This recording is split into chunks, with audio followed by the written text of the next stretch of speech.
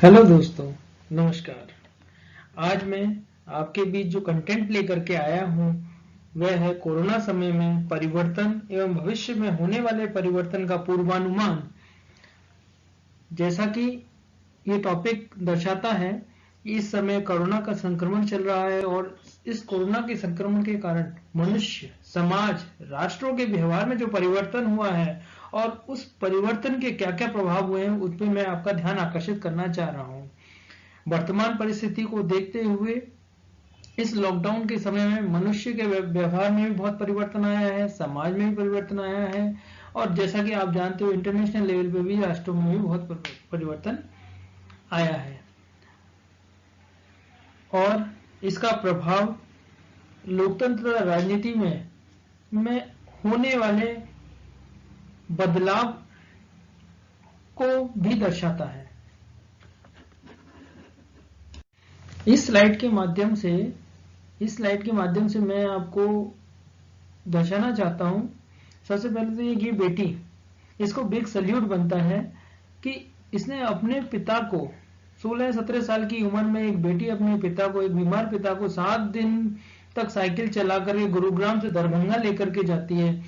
तो एक ये किस तरह की परिस्थिति है, इस चीज का मैं आप सभी का ध्यान आकर्षित करना चाहूंगा। सबसे पहले तो मैं इस बेटी को और ये ज्योति कुमारी को सल्यूट करता हूं और इसके बाद उनको सॉरी भी बोलता हूं कि ये परिस्थिति ऐसी क्रिएट हो गई और हम में से किसी ने, मैं किसी को ब्लेम नहीं कर रहा हूं, परंतु हम में से किसी ने भी इनकी सहायता नहीं की और 700 किलोमीटर में के रास्ते में कोई नहीं मिला। क्या किसी का दिल नहीं झकझोर दिया?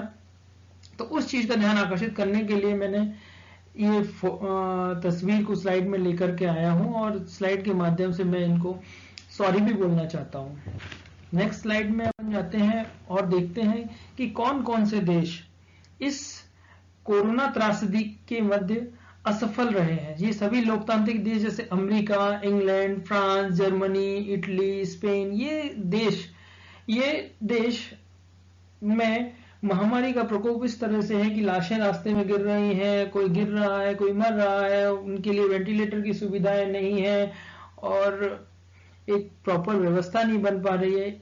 इसके अगले स्लाइड में मैं आपका ध्यान आकर्षित करना चाहूंगा कि अपेक्षाकृत बेहतर देश चीन, उत्तर कोरिया, वियतनाम, ये इन्होंने कोरोना के संकट काल में अपेक्षाकृत इन्होंने बेहतर प्रदर्शन किया है और ये गैर लोकतांत्रिक साम्यवादी देश हैं।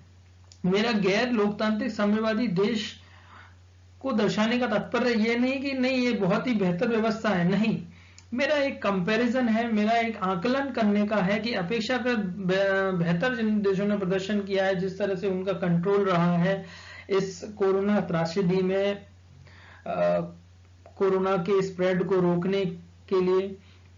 अगली स्लाइड में हम देखना चाहते हैं और दिखाना चाहता हूं कि मानव सुरक्षा बनाम मानवाधिकार इस कोरोना संकट की घड़ी में किस तरह से मानव सुरक्षा के नाम पर मानवाधिकारों का हनन किया गया, किस तरह से लाठियां भाजी गई, किस तरह से जरूरतमंद, कई जगह तो ऐसी ऐसी तस्वीरें सामने को आ रही हैं कि कोई मेडिकल स्टोर गया है मेडिसिन लेने के लिए, उसको मेडिसिन नहीं मिली तो उसको रास्ते में लाठियां पड़ रही हैं और परिस्थितियां और खराब हो रही हैं, वो घर पे रोता हुआ आ रहा है। ऐसी बहुत सारी तस्वीरें हैं। कुछ तस्वीरें ऐसी हैं जो जिसकी तस्वीर आ गई है तो हम आपके सामने ला पा रहे हैं और आपके सामने चर्चा भी हो पा रही है। कई लोगों के बीच में इस तरह की घटनाएं घटी हैं जिसको ना तो लाइमलाइट में आया है और ना किसी को कुछ बारे में मालूम है। हालांकि सख्ती जरूरी है, मैं इस सख्ती का विरोध नहीं कर रहा हूं। इस संकट की घड़ी में भी मानवाधिकारों का हनन हुआ है, इसको कोई नहीं इग्नोर किया जा सकता है, कोई इग्नोर नहीं कर सकता। नेक्स्ट स्लाइड के माध्यम से मैं आपको ये दर्शाना चाहता हूं ई गवर्नेंस और बनाम ई पॉलिटिक्स। ई गवर्नेंस सबसे पहली प्रायोरिटी जान है तो जहान है, सुरक्षा सर्वोपरि है। ये तो सभी ने इस चीज को महत्व दिया है और ये वास्तविकता है। सभी, हमारे प्रशासन हो चाहे कोई भी हो, हमारे सामाजिक संगठन हो, सभी ने इस सुरक्षा की दृष्टि से देखते हुए अपने जो प्रयास किए हैं वो काबिले तारीफ है। इस सुरक्षा को बनाए रखने के सामने हमारे सामने जो चुनौतियां हैं वो सबसे बड़ी चुनौती 130 करोड़ की आबादी, काफी बड़ी जनसंख्या वाला हमारा देश है। अमेरिका के साथ कंपैरिजन करें तो हम अमेरिका, 4 अमेरिका हमारे देश में बसते हैं। तो मैं आपको इस चीज में दिखाना चाहता हूं कि किस तरह से इतने बड़े सक्षम देश इस कोरोना त्रासदी में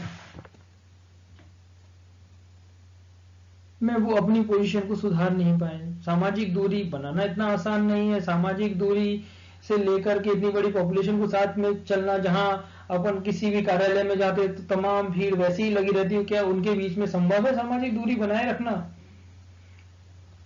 धरना, प्रदर्शन, रैलियां बिना मतदान केंद्र जाए, यदि मतदान हो जाए तो ये एक परिवर्तन को दर्शाता है कि आगे आने वाले समय में किस तरह से क्या क्या परिवर्तन हो सकते हैं, ताकि आभासिक मंच के माध्यम से, जैसे ट्विटर, फेसबुक के माध्यम से प्लेटफॉर्म क्रिएट करना, ताकि मतदान केंद्र जाए वगैरह मतदान हो जाए। इस तरह के परिवर्तन हमको ये कोविड-19 लेकर के आया है। 2020 कुछ और नहीं तो बेहतर और बहुत कुछ परिवर्तन लाया है। आगे आने वाले समय में वो सब चीज आपको मालूम पड़ेगा। इसके बाद हम आपको इस वीडियो में अपना अटेंशन ड्रॉ करने के लिए थैंक यू बोलते हैं। धन्यवाद।